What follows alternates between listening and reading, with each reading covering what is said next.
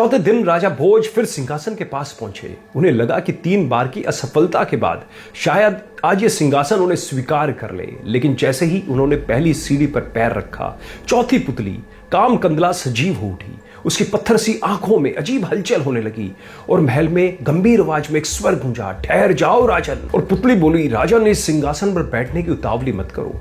पहले यह बताओ, क्या तुम मिट्टी और अनमोल रत्न का भेद समझ सकते हो? यदि नहीं तो विक्रम की यह चौथी कथा सुने बिना आगे बढ़ना अधर्म है। पुतली ने कहना शुरू किया, सुरभोज, राजा विक्रमादित्य केवल वीर नहीं, ज्ञान और कला के महान कृतदान भी थे।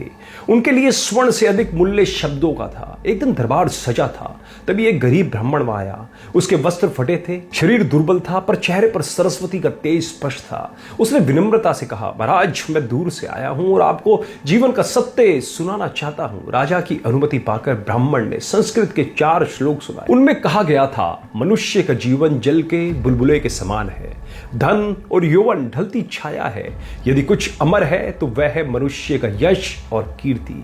श्लोकों का अर्थ इतना गहन था कि विक्रम मंत्रमुग्ध हो गए। पहले श्लोक पर प्रसन्न होकर राजा ने ब्राह्मण को 10 लाख स्वर्ण मुद्राएं दान दी। दूसरा श्लोक सुनते ही उन्होंने और 10 लाख मुद्राएं दे दी। तीसरा श्लोक सुनते ही राजा भाव विभोर हो उठे और उन्होंने अपना संपूर्ण राजकोष ब्राह्मण को देने का आदेश दे दिया। पूरा दरबार सन्न रह गया। मंत्री घबराकर आगे आए और बोले, महाराज, यह अनर्थ हो जाएगा।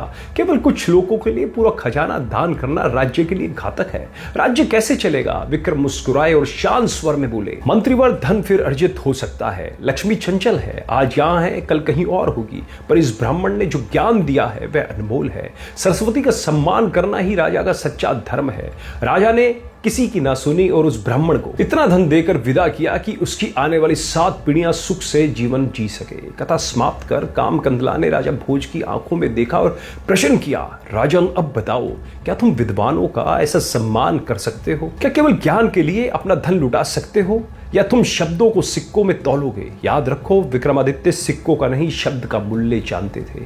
यदि तुम्हारे भीतर ये उदारता नहीं तो इस सिंहासन को स्पर्श मत करना। इतना कहकर चौथी पुतली भी आकाश में विलीन हो गई। राजा भोज का सिर फिर झुक गया। उन्हें समझ आ गया कि यह सिंहासन सोने का नहीं, संस्कारों का बना है। यह चौथी परीक्षा थी। आगे की पुतली त्याग की और भी कठोर कसौटी लाने वाली थी।